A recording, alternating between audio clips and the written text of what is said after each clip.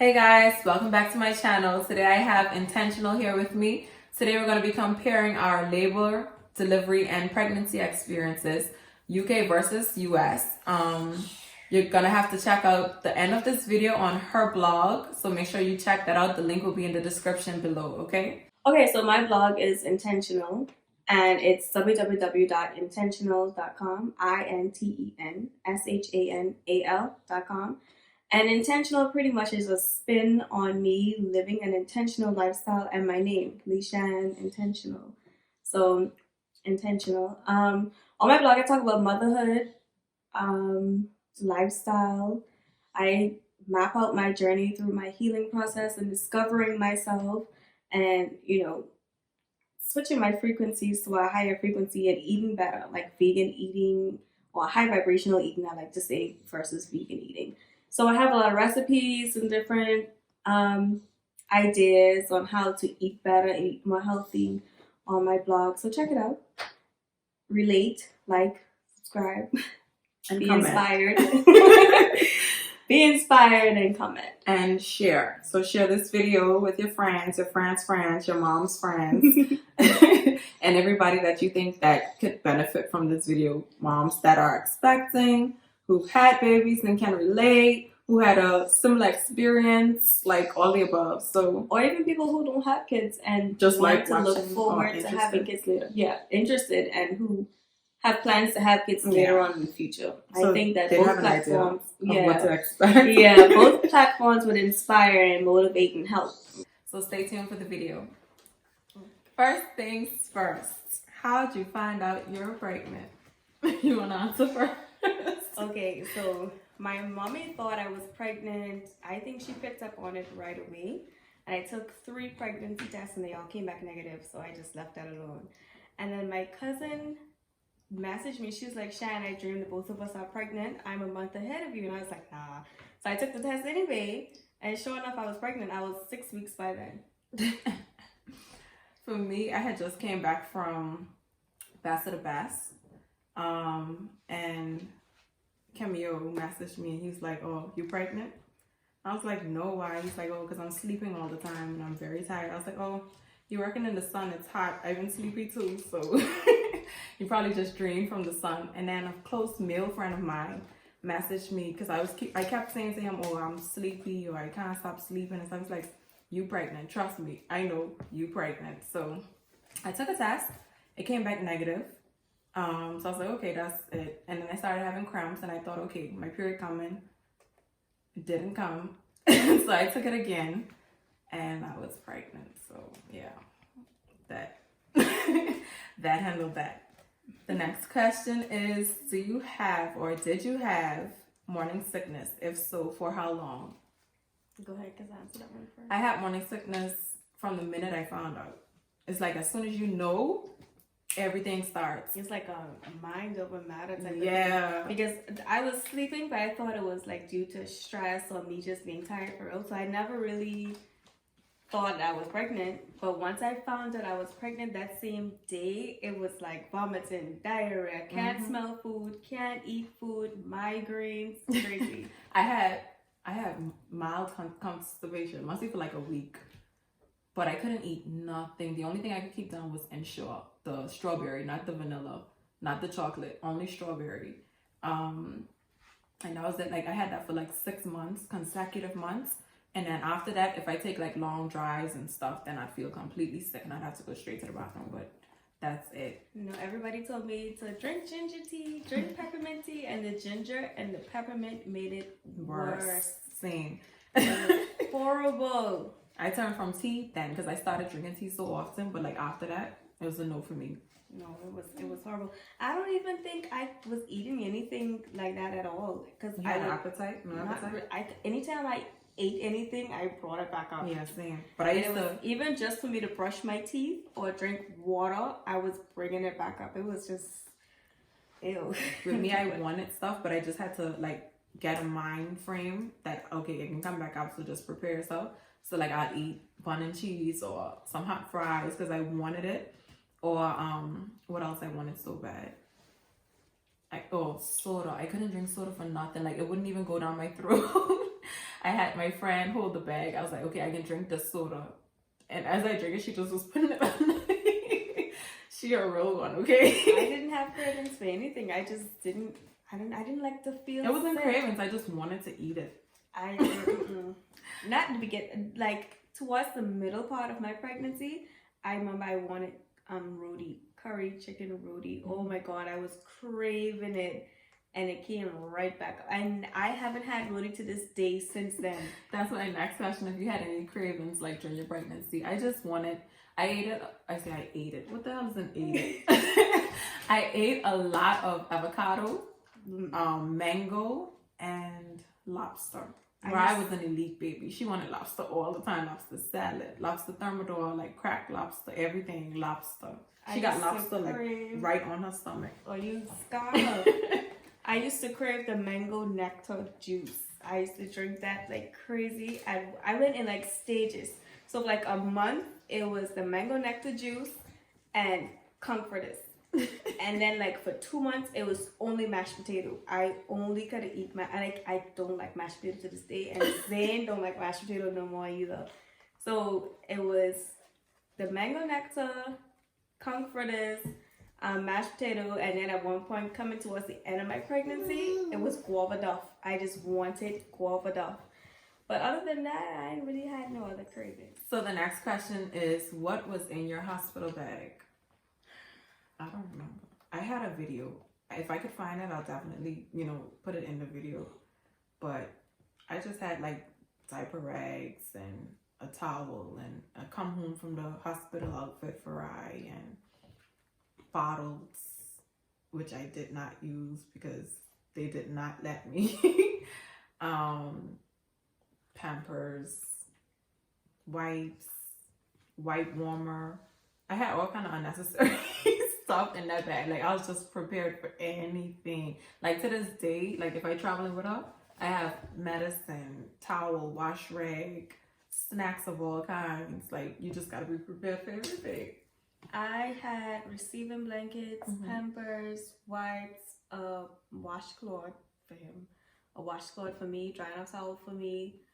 I think I had one outfit and definitely a dress, which my mommy had to go and get more clothes for me because I ended up staying in the hospital for 4 days. So for why? For why? Because my iron was really low.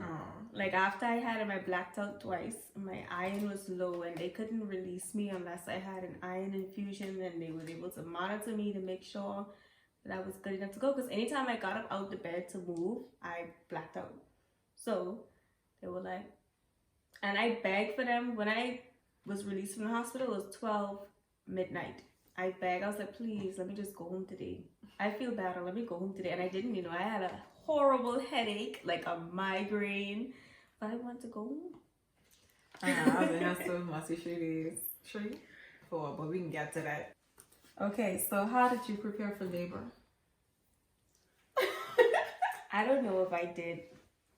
I don't know, because when I went in labor, I was walking about in the mall downtown in Arndale, and I had McDonald's, and I drank a full bottle of water, and that activated whatever, because I had instant diarrhea. You know what it is to run?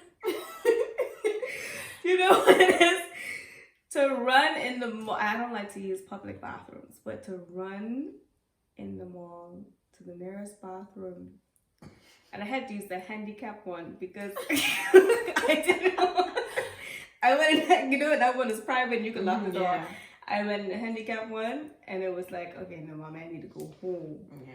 And I went home and I was on the toilet for maybe an hour. Just, until I passed like this blood clot. It was like a big ball of blood. And I was like, okay. I didn't feel any pain. Just constantly into the bathroom, right? So I called my midwife and I was like, hey, I passed the blood clot. And she's like, is it your mucus plug? I said, it just looked like blood. It doesn't look like mucus at all. She's like, okay, go to triage. So I went, and in the waiting room, I got up to 4 centimeters because they were full. So I was in the waiting room waiting for them to check to see why I had a blood clot. And I started dilating from there. So, Yeah. For me, I can answer the same, what my day was like leading up to my delivery. I went in for a normal checkup, like 9 that morning. Um, she did everything and she told me since Rye was due, that was on a Monday. Rye was due the Friday that I should go to because you did it at the clinic and then you go to the hospital for delivery. So she told me to go to the hospital just to do a stress level test and everything. And Rye used to sleep a lot, so they did it and she wasn't moving much. And it's like, okay, why'd you wait so long to come? I'm like, she didn't even do nothing. Like she didn't do till Friday and she's still moving regularly, like her times that she's active. So she's like, oh, we'll have to admit you today and we may have to induce your labor, but we'll get into that later. Did you get stretch marks? I did. I got stretch marks in my third trimester because my first and second, I was like, okay. And then it was like, marks. I didn't. Like every day, I like oil my stomach with cocoa butter. What I use cocoa butter. Every I use shea single butter. day. I use something called bump oil or bump something they have here. All type of everything I was trying. When I saw one stretch mark, I was like, okay. As like not even stretch marks. Like you know how they say if your stomach itching, that's your stomach stretching, and then you can get. As soon as my stomach start itching, I rub. I was rubbing with that oil. But you haven't heard cocoa butters make your stomach or make your skin darker. Mm-mm. Let me tell you, my stomach got so black. My daddy said, Nelly, your stomach look like poison. I was so ashamed, but trust me, that darkened my stomach, especially after I had Rye. But yeah, I used that one non-stop. Did you have any complications during your pregnancy? Only towards the ending part of my pregnancy, other than the beginning with the vomiting and diarrhea and all that stuff. Coming towards the ending part of my pregnancy, I had to do a lot of checkups, sometimes twice a week, because at first they were saying my amniotic fluid was low. I don't know why, because it was fine. I had no leaking from what I could have seen, but yeah, they said my amniotic fluid was too low for them, and then they couldn't measure his legs. They couldn't find his legs because I realized after I had him, what he did was ball up in his legs. It would be in his chest, and so they were like, "Oh, we can't find his legs. Something's wrong." And so, but they thought it disappeared. I don't know. They just were saying something's wrong with his legs. So other than that, no, that was it. I think I had none. Just like if I walk too much, I'd spot.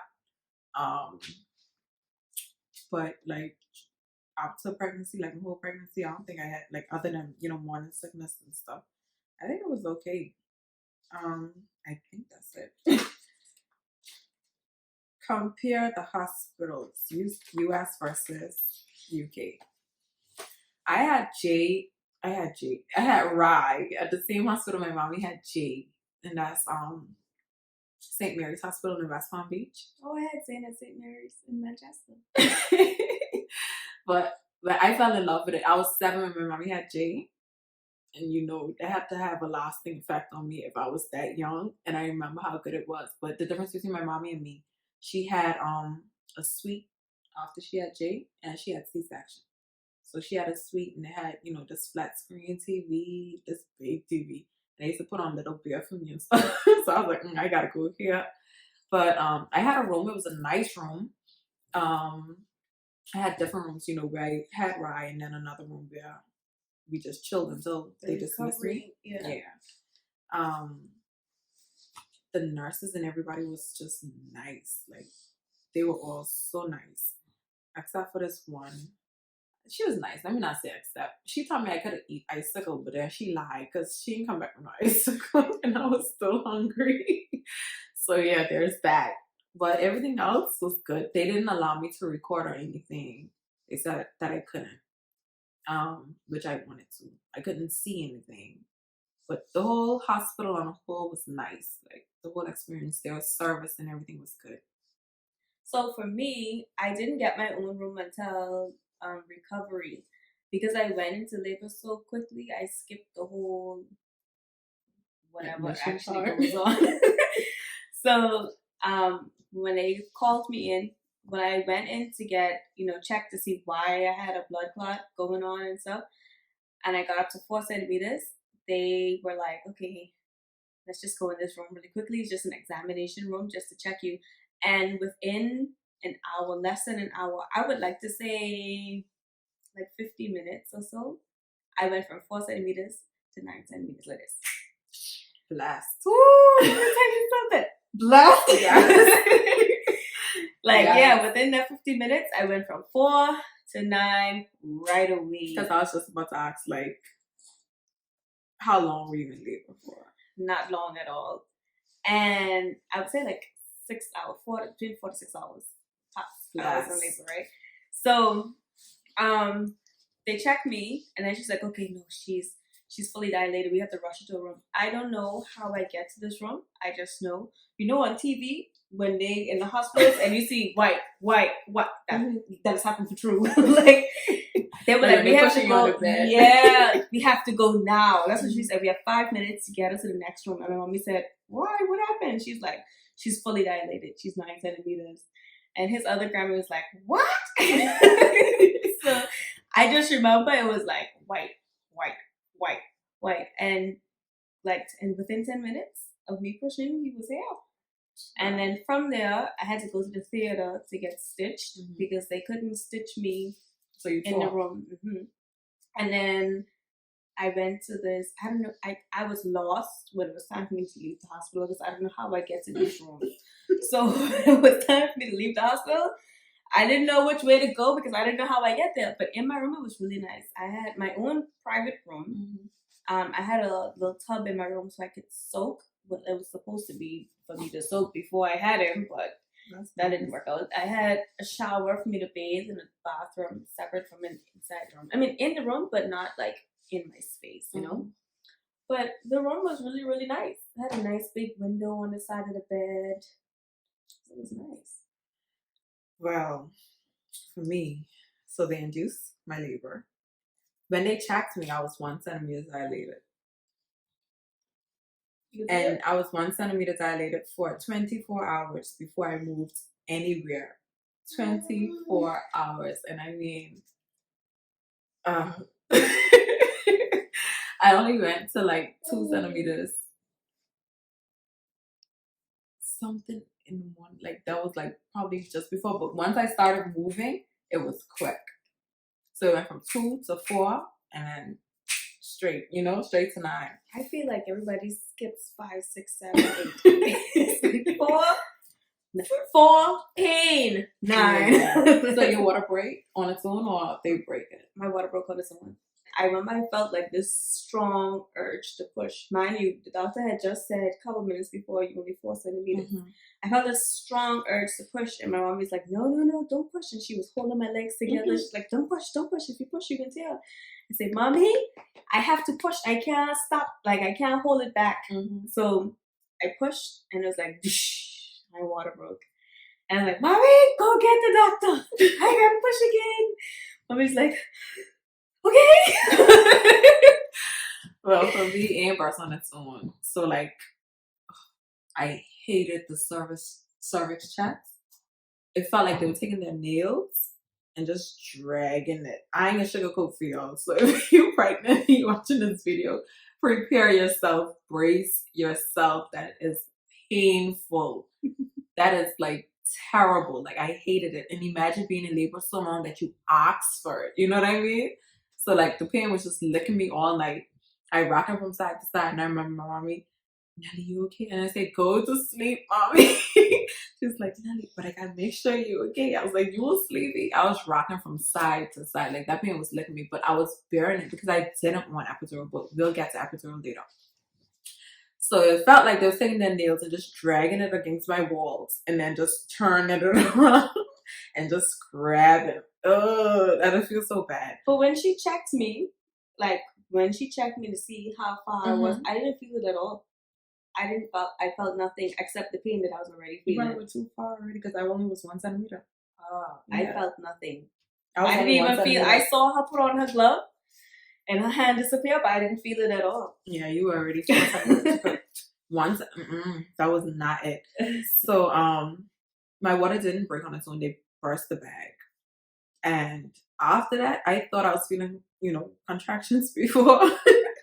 It was like the pain got hotter. Like it was just hot. Your whole body heats up. Like no joke, your entire body is, and you can't pinpoint where the pain is coming from. Like I was trying to update my friends to say, okay, I want y'all to remind me of what I was feeling like when it happened. So I was like, okay, my back hurting. Like this was leading up. But after they burst that bag, everything was hurting. I mean, every single thing. There wasn't nothing that. And I was hot. Like, it was like a burning kind of hot. You know what I mean? And it was all the burn is everywhere. Yeah. Like, everywhere. You just like, okay, in the waiting room, I started to feel contractions in the waiting room, but it was like, okay. And then I messaged my friend. I told no one I was in labor because I didn't think I was in labor, I was just messaging like normal. And then when it started, coming up again, I was like, okay, I could do this. But when I hit that 4 centimeter mark, it was like, the doctor only rushed me to examine me because there was this Asian guy sitting across from me in the waiting room.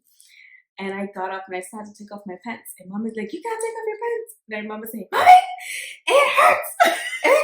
It hurts. And I was like, I hurt. And the guy was like, do you want me to call the nurse? And mom was like, yes, please. So I said, I think this girl's in labor. Then they took me to examine me. That's how I know I was 4 centimeters. Epidural. I did not want epidural. I didn't want it. I feel like I could have gone like the whole way without it. Mm-hmm. But I was hungry because I wasn't allowed to eat in case they had to do an emergency C-section. And I was in labor for so long. So imagine being in labor for 24 hours. No food. No drinks. You can't drink water. I couldn't eat ice. I couldn't eat no icicle. I felt dehydrated, but they had me on drip, so Rye could make sure she have her, whatever she needed. But me, I was starving. Like I was like, Mommy, please give me 2 fries, just 2 fries. I was hungry, and then you in pain. So if you're hungry and you can't eat, you'd go to sleep, so you wouldn't have to think about being hungry. But if you're in pain, you can't sleep. So I'm up in pain and hungry. I was like, you know what? Give me the epidural. And then you only could get it like once you can't get it past 5 centimeters. And when I asked for it, I was 3 centimeters. But they were dealing with another lady, but she was, heavy, and they couldn't find the needle or get the needle in the place where it needed to be. So they was taking more time with her. So when they came, I was just like almost 5 centimeters. And I was like, y'all better. And I slept for like an hour. And that was like 11 in the morning, 11 to 12. And then when they checked me again, I had started dilating quicker and stuff. But yeah, it wasn't a part of my plans. You? I didn't plan to have an epidural. I was like, I could thug this out. I could do this. But I remember crying for an epidural as like when I saw those white lines. I remember saying, give me something. Give me something. She was like, your baby is coming. We can't give you anything. Your baby wants to come out. I was like, even if you give me a paracetamol. It was like, we can't give you anything. I needed to sleep. Like my body just was saying, Zonelle, rest, because you need to eat. But I wasn't thinking about food at that point. I was hungry. Because that McDonald's had me in the bathroom. I was not thinking about eating nothing. I was hungry. Okay, so who was in the delivery room with you? Okay, so it was me and Zane's, both of Zane's grandmothers. Oh, I thought you were going to say his grandpa. I was like, girl. He was in so one grandfather was in the waiting room and one was home with my siblings waiting to come to the hospital. Okay, so in the delivery room with me, I had my mommy, Camille. Those two, they held my legs up while I was pushing. And then I had my auntie Sin and my auntie Villa. Your room was packed. Girl, I didn't get. I just one right. Like I was like, they was like, you want? I said, leave them. But how was it they allowed so many people, but you couldn't record? Right. I was able to record my entire delivery. I won't watch. I promised myself the next. I asked him before I even go in. will I be able to record? And if you tell me no, I go into the next hospital because I won't watch it so bad. I remember I was pushing and saying, what y'all see? Okay guys, so thank you for watching the first part of this video. For part 2, you'll have to go to Intenshanal's blog. That's www.intenshanal.com. The link will be in the description below. So like this video, comment, subscribe, share, hit the notification bell so that you get alerts. Yeah, and I hope you enjoyed it. It was very informative and very fun to make and fun comparing the differences. So thank you. Bye.